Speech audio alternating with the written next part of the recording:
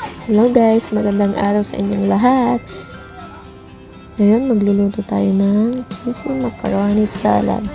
Una, magpakulo tayo ng tubig. Lagyan lang natin ng konting asin at konting mantika.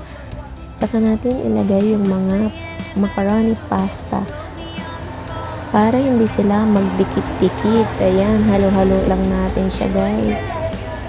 Yan na nga, kumukulo na at lumalambot na.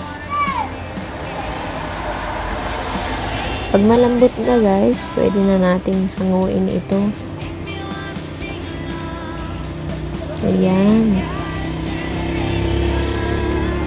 Hahanguin lang natin siya guys. I-drain natin siya. Tapos, pwede nating hugasan ng running water. Para sa ganon, hindi siya masyadong ma-overcook.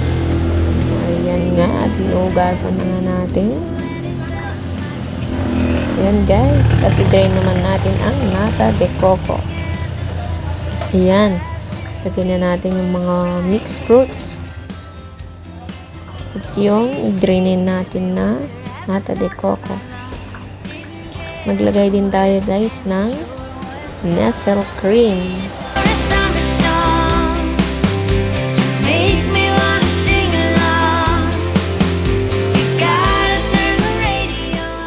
Bale, dalawa ang nilagay kong Nestle cream guys. Tsaka isang condensed milk. Kahit anong brand pwede nyong gamitin. Okay. Tapos, budburan na lang natin siya ng cheese. Kaya cheesy. Kasi mahilig sa cheese ang aking mga anak. Kaya lagyan natin ng maraming cheese.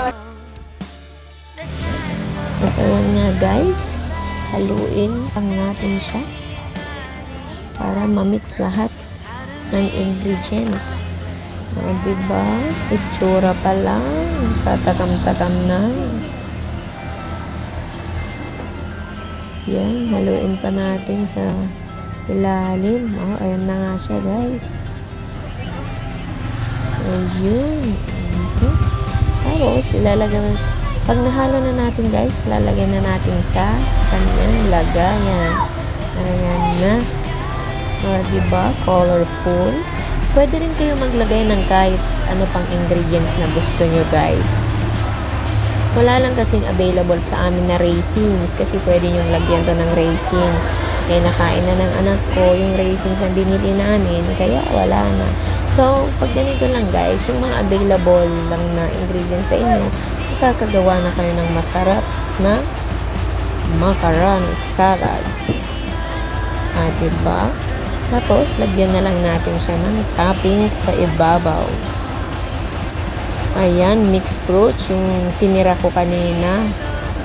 Ayan, pampaganda lang naman guys. Para mas maganda siyang tingnan, diba? Tapos, lalagyan natin siya ng maraming cheese.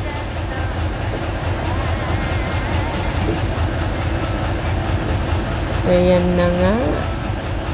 Diba? Wow. Ang sarap to guys. Gawa kayo nito.